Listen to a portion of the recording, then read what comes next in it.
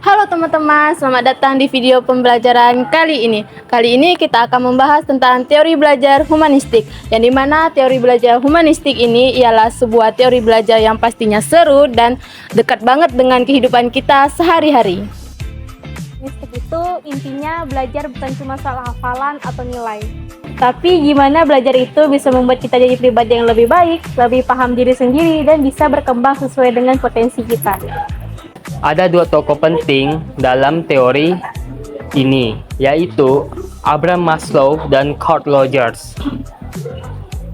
Maslow dikenal dengan teori hierarki kebutuhan manusia, yang dimana kebutuhan manusia harus dipenuhi terlebih dahulu, satu persatu, mulai dari kebutuhan dasar sampai akhirnya mencapai potensi terbaik dirinya. Sedangkan menurut Rogers, beliau berteori bahwa guru tidak hanya sekedar mengajar, tapi juga bisa menjadi pendukung, motivator, dan teman belajar yang bisa membuat siswa berkembang bebas. Prinsip teori belajar humanistik ada 4. Yang pertama, belajar relevan dan bermakna bagi peserta didik, yang dimana materi yang telah disampaikan oleh guru harus sesuai dengan minat, kemampuan, serta kebutuhan peserta didik dengan kehidupan nyata bagi peserta didik. Nah, yang kedua yaitu setiap orang dengan cara dan kecepatan belajar yang berbeda. Oleh karena itu, kita harus menghargai perbedaan gaya belajar peserta didik, tempo belajar peserta didik, serta kemampuan peserta didik. Yang ketiga yaitu guru sebagai fasilitator, yang dimana guru tidak hanya menyampaikan materi ataupun pusat informasi, tetapi guru berperan dalam mendampingi, membimbingi, serta memberikan arah peserta didik sehingga suasana belajar di kelas lebih kondusif. Nah, yang keempat yaitu peserta didik diberikan kebebasan untuk berekspresi di dalam proses belajar, yang dimana peserta didik diberikan kebebasan dalam menyampaikan pendapat, memberikan kritik, saran dalam proses pembelajaran. Kalau pembelajaran humanistik itu ciri-cirinya gini. Yang pertama, siswa diajak kembangkan potensi dan kemampuan dirinya. Yang kedua, belajar fokus ke kebutuhan dan minat siswa. Yang ketiga, motivasi belajar datang dari dalam diri sendiri. Yang keempat, suasana kelas dibuat aman, nyaman, dan mendukung.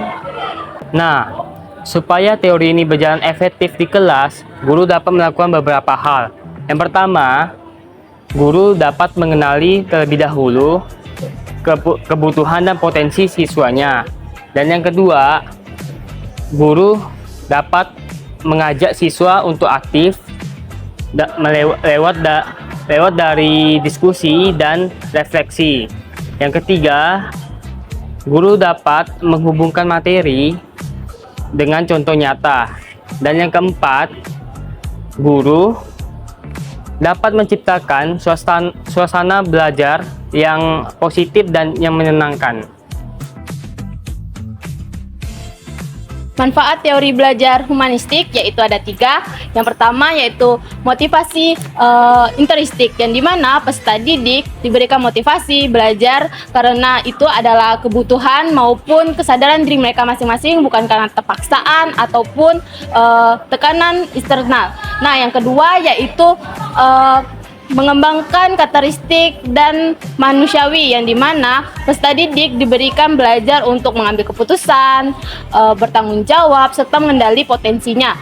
Nah, yang ketiga yaitu pembelajaran lebih personal dan manusiawi, yang dimana peserta didik belajar untuk menghargai perbedaan, menghargai pendapat, serta menciptakan suasana belajar yang lebih mendukung dan nyaman.